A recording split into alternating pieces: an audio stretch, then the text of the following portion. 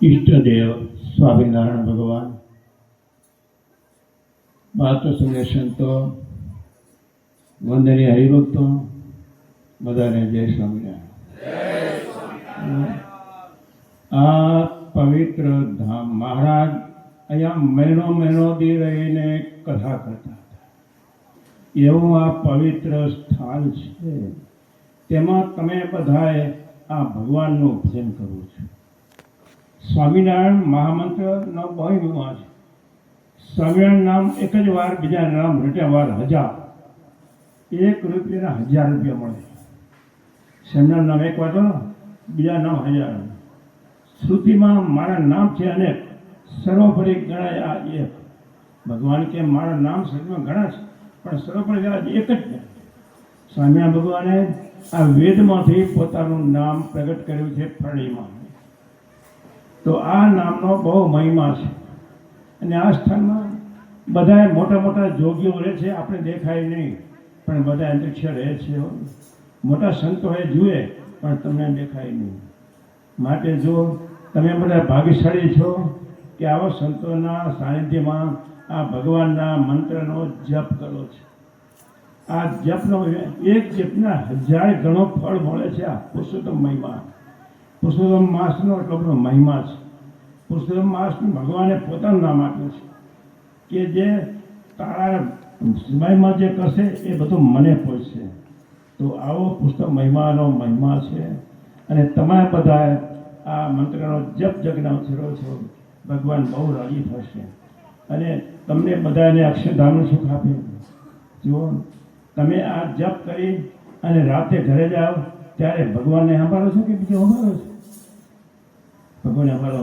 મહારાજ કે જેમ પશુ ચારો કરીને ખીલે આવે છે, પક્ષી ચારો કરીને માળે આવે છે, અને માણસો બધું કામ કરીને ઘરે આવે છે, ત્યારે શાંતિ થાય છે।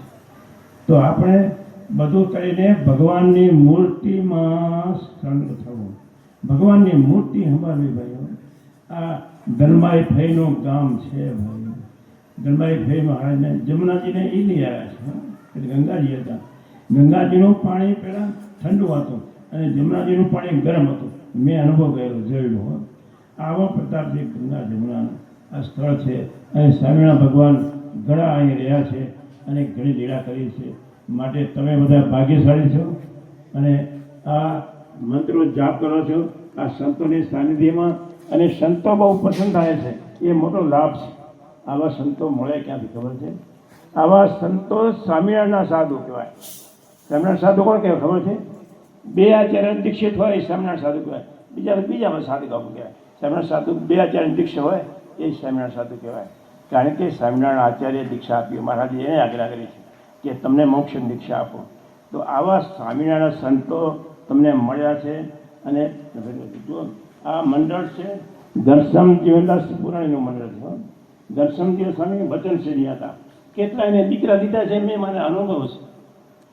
અને નારેશ્વરદાસ સ્વામી અને ઘનશ્યામજી 2 ગુરુભાઈ, પણ શરીર જુદા પણ મન એક।